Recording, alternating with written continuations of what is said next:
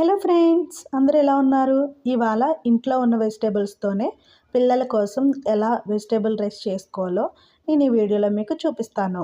దీనికోసం పుదీనా, క్యారెట్, పచ్చిమిర్చి, కొత్తిమీర, టొమాటో, పొటాటో, కరివేపాకు, ఆనియన్స్ కావాలండి.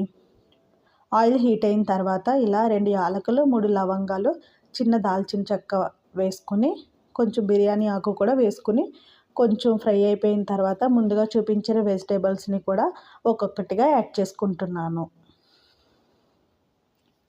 ఇప్పుడైతే ఇలా పచ్చిమిర్చి, అలాగే క్యారెట్, పొటాటో,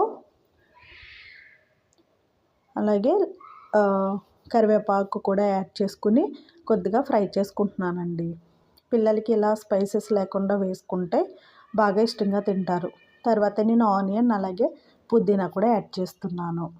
ఇప్పుడు కొత్తిమీర కూడా యాడ్ చేస్తున్నాను. ఇవన్నీ యాడ్ చేసిన తర్వాత కొంచెం ఫ్రై అవ్వనిచ్చి లాస్ట్లో టొమాటోని కూడా యాడ్ చేస్తున్నానండి.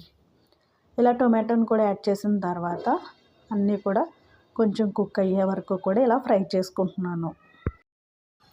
ఇలా ఫ్రై అయిపోయిన తర్వాత కొంతసేపు మూత పెట్టుకుని మగ్గించుకుంటున్నానండి. ఇలా కొంతసేపు మగ్గిపోయిన తర్వాత ఒకసారి బాగా కలుపుకొని దీనిలోకి తగినంత వాటర్ యాడ్ చేస్తున్నాను. నేను 3 కప్స్ రైస్ అయితే తీసుకున్నాను. 3 కప్స్ వాటర్ని యాడ్ చేశాను. ఎందుకంటే పిల్లలకి కొంచెం మెత్తగా ఉండాలనేసి నేను మెత్తగా ఉడకడానికి ఈక్వల్ క్వాంటిటీ తీసుకున్నాను, రైస్ అండ్ వాటర్ కూడా. చూడండి, రైస్ అనేది ఫైనల్ స్టేజ్కి వచ్చేసింది.